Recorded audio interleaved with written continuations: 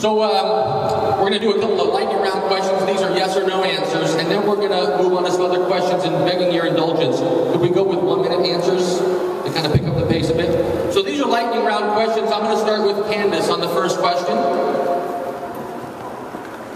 Do you think that the city council members for the city of Los Angeles deserve $180,000 a year plus benefits? No. Yes or no? Was that? Sorry? No. Excellent. Mr. Delgado? No. Mr. Laws? No. Mr. Farrell? Yes. Mr. Wilson? No. Mr. Tuber? No, cut it by 20%. I understand it now. No. Not in this economy, so no. Mr. McCaskill? No. No. All right. Sounds like kind of an agreement. The next question is, Mr. Delgado, do you think it appropriate for public servants to collect a pension from one position while they're employed in another position, a term that's sometimes referred to as double dipping? In fact, we've got a couple of council members that are sitting right now collecting a pension from the city of LA, while at the same time they're still employed by the city of LA. Do you think that's appropriate? No. Mr. Laws? No. Mr. Farrell? The question is inappropriate. Yes. Mr. Wilson? No. Mr. Tuber? Absolutely not. I hope to have him waive his salary if he wins, as his pension. No. I'm in the pension. We couldn't hear that. So that was a no, and Mr. B? Yes or no? I hope, no, yes or I hope, no. Okay, no. Yes or no? No. Mr. Bremer? I think in the case you're speaking of, I think he earned it. Yes or no? You spoke for a little bit. Is it my salary or my pension or my health care that I should give up? No, we're not going personal here. It's yes or no on the big question, which is? Yes. Yes. Mr. Fortani? No. Ms. Graham? No. Excellent. So, begging your indulgence, we're going to go to 1 minute, not 2.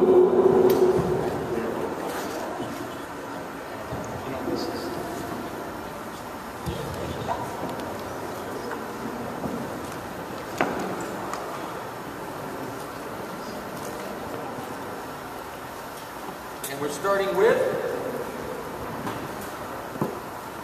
Joe. Justin.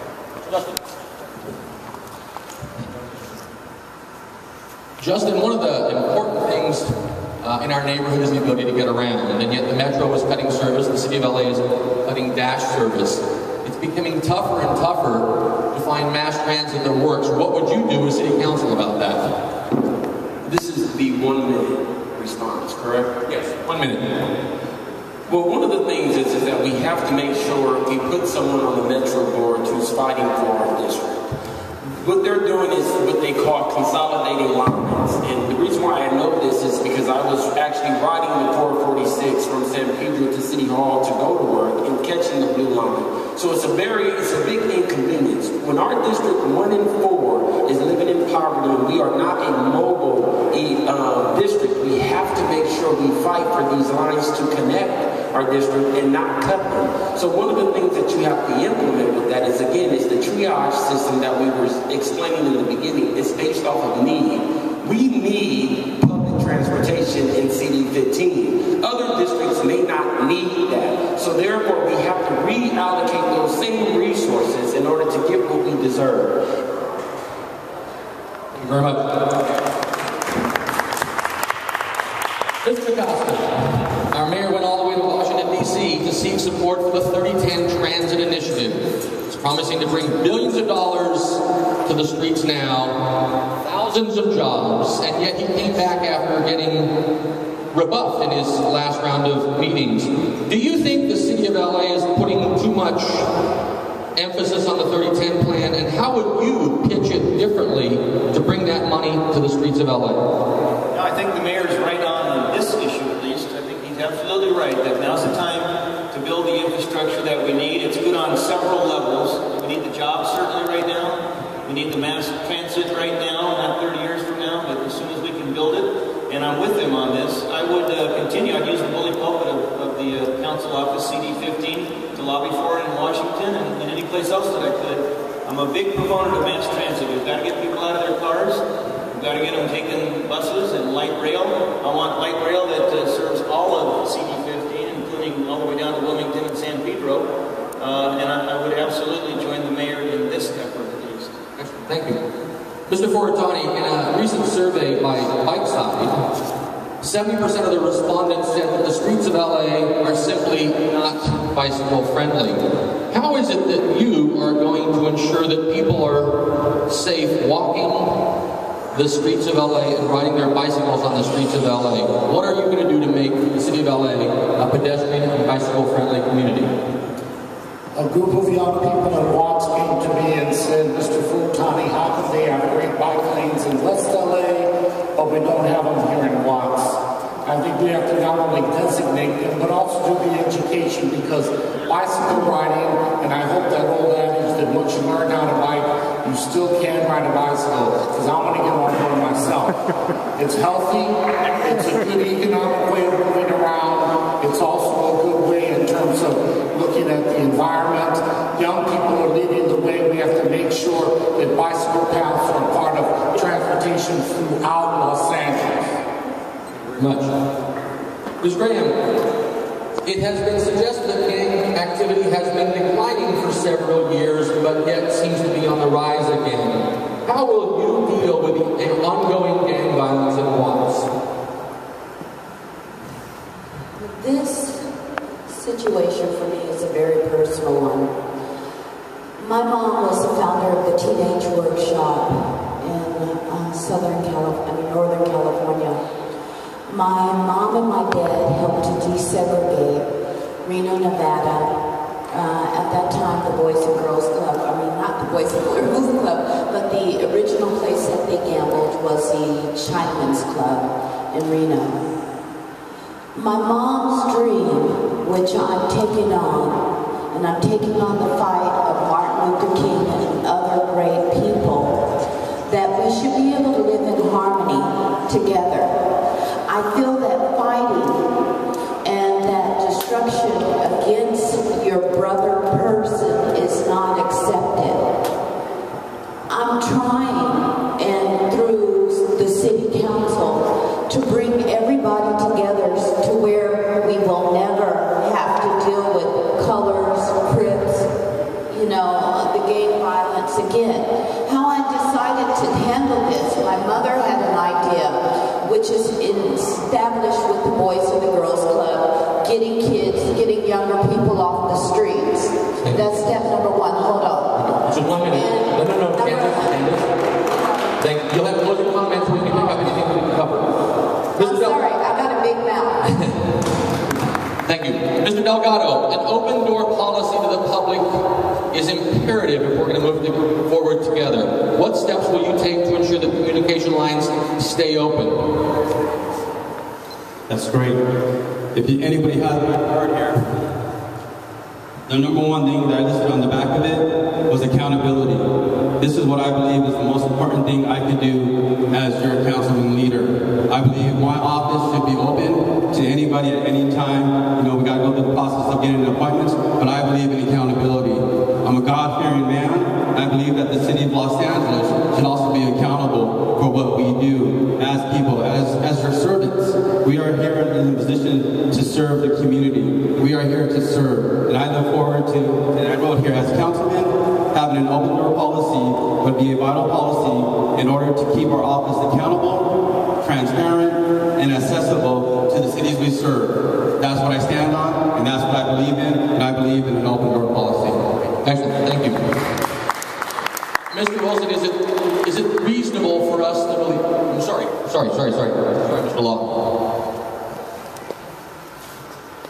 Mr. Law, is it reasonable for us to believe that if elected that you'd have some impact on education? Is it reasonable to expect a city council member to do something about public education, to bridge that gap between the LAUSD and the city of LA? How would you do that? Yes, that's actually very important because as we see how much the city spends on police services, and it's almost like they fail to realize that the same kids, if you actually teach the kids right, they won't get into gangs, they won't get into drugs. If you actually give them a better education and make sure that everything that they need to grow as a youth is actually developed in them, they won't join gangs, they won't get pulled over by the police, they won't have drugs on them, get arrested. Because I actually know people from the community who was nice young men who actually grew up really nice. They actually grew up in a nice home, but they end up getting introduced to the wrong crowds, and they end up getting locked up in jail. And basically we have to set a foundation for the youth. We got to make sure that we work with the schools to make sure that if we see one of these students that are actually going left, that we can go ahead and bring them right. And so that actually was a good question because that's something that I believe that we should do. We should actually definitely focus on education because then we actually cut a lot of costs by actually educating the youth. Thank you. Thank you very much. Mr. Farrell, what are your plans for economic growth during the first 3 months of your term, if elected? Collaboration with neighborhood councils. Collaboration. Number 2, looking at the harbor department.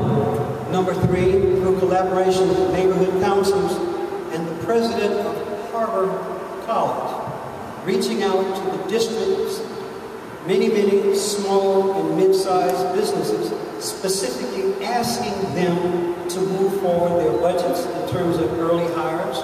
And then one other thing, talking to our brothers and sisters in the ILWU, which has the greatest demand for semi-skilled work in this district, in this region, to ask them to please consider workers from the northern part of the 15th district in working the harbor. They made a mistake in the past. That's why for years they paid a Gatlin tax. The Gatlin tax was the burden that the union had to pay for excluding African American workers. I believe the capacity to generate jobs in this district is in the harbor. Thank you very much. Mr. Wilson, again. Council District 15 is one of the great trade gateways of the United States. A lot of stuff's coming through the ports. But it also contains many neighborhoods that are impacted by the tremendous burden of moving those goods through the neighborhood. How do you balance and integrate the need to ship goods in and out of the port with the needs of people who need to be able to breathe air and get around without an infrastructure that's collapsing because of the incredible burden on our streets and freeways? I think we need to work with the port to ensure that the communities do not suffer from the port pollution or their traffic. You can see it on the freeways. You can see the freeways are being torn up by these big trucks. You can see the pollution. It's been cleaned up dramatically over the last 5 years, but there's still the environmental justice issue because next to the rail yards, next to the warehouses, is where there's more of an abundance of less fortunate people.